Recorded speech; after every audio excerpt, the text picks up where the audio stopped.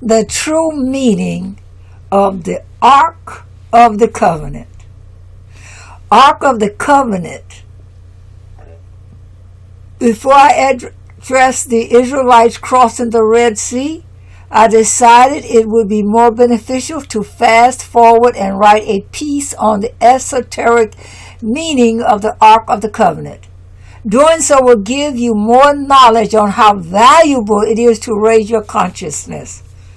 First of all, it is important to realize that these components of the Exodus narrative describe something that happens in your head on the way to your own promised land. The true Ark of the Covenant rests atop your shoulders. More specifically, the Ark represents your brain. Even as Jesus was crucified at Golgotha, the place of the skull, representing part of the ascension process that takes place in your head, so too does the Ark. And in order to truly commune with God, that communion must take place within the confines of your mind. As we'll soon see, communing with God has nothing to do with talking with a separate being. It has much more to do with becoming one with something much bigger than you. As Jesus stated, that all of them may be one. Father, just as you are in me and I am in you, may they also be in us. John 17, verse 21. How could the church preach the above verse anyway but metaphysical? Now let's break down the image of the ark. Two cherubims face each other on top of the lid. But what's significant here is that the wings of the cherubim are spread over the ark, covering and protecting what lies beneath. There is one on the left and one on the right. Now consider that your brain is made up of a left and right hemisphere. The covering of your brain is the cerebrum.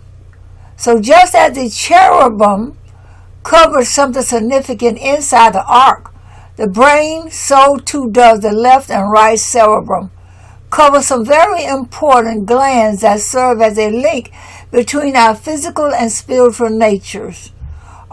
One such component is the pineal gland, also known as the third eye. This is what Jesus referenced when he stated, "The light of the body is the eye. If therefore thine eye be single, thy whole body shall be full of light." Matthew 6, verse 22.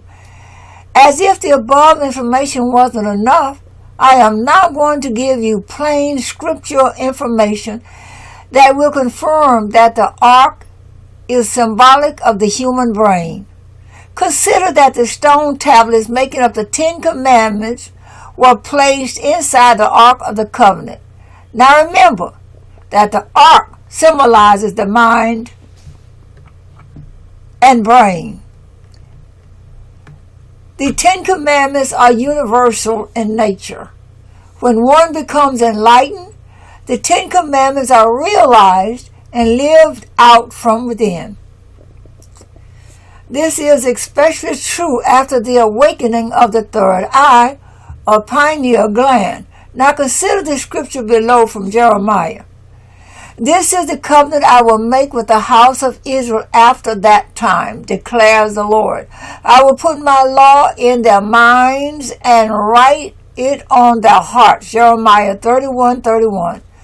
The prophet Jeremiah is declaring that the law is meant to be in the mind and heart permanently, not something which should be obeyed from an external law book or outward code. This is about something that happens within you. Let's also read the very next verse. "No longer will a man teach his neighbor or a man his brother, saying, 'Know the Lord,' because they will all know me." Jeremiah 31, verse 34. Someone who has experienced enlightenment no longer serves the ego. The law was written for the ego, but the spiritual man who is not under the operation of the ego lives by grace, enlightenment, Christ consciousness. This is the entire reason the Ten Commandments were placed inside the Ark of the Covenant. It was to serve as a symbolic image of what was to truly be experienced by a true Israelite, spiritually enlightened person. Let me take you back to the image of the cherubim for a moment. Have you ever wondered why God placed cherubim to the entrance of the Garden of Eden to protect it? If you have read my article on how Adam and Eve represent different aspects of consciousness, then you understand that the Garden of Eden wasn't a literal place either. It's a state of the mind. Since the cherubim serves as a covering for the spiritual glands located underneath their covering, then it makes sense that God would place cherubim to guard the entrance to Eden. In order for us to get back to Eden, we have to be awakened. We should also note that the cherubim held a flaming sword. The fiery sword represents the logos, or cosmic energy that is responsible for awakening the third eye. Do we find any imaginary similar to this imagery, similar to this when talking about the Ark of the Covenant? Yes, we do. Consider the description given in the Bible when Moses talks to God above the mercy seat on the Ark of the Covenant. And there shall I meet with thee, and I will commune with thee from above the mercy seat, from between the two cherubim, cerebrum of the brain, which are upon the ark of the testimony. Exodus 25, verse 22. Third eye awakening. Now remember that the scripture says God is light. When God communes with us and the pineal gland is opened, it is said that a bright white light is often seen by the participant. Didn't Paul see the exact same thing? Christ as a bright white light as he was knocked off his horse on the road to Damascus in Acts 9 verse 3. As we continue with how God speaks to Moses from between the mercy seat and Numbers, we read, and when Moses was going into the tabernacle of the congregation to speak with him, the Lord, he heard a voice of one speaking to him from off the mercy seat.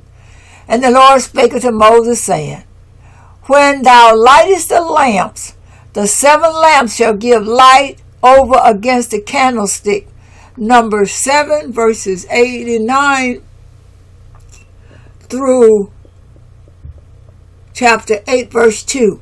It should be obvious that the 7 lamps represent the 7 chakras that cosmic energy must flow through in order to experience enlightenment.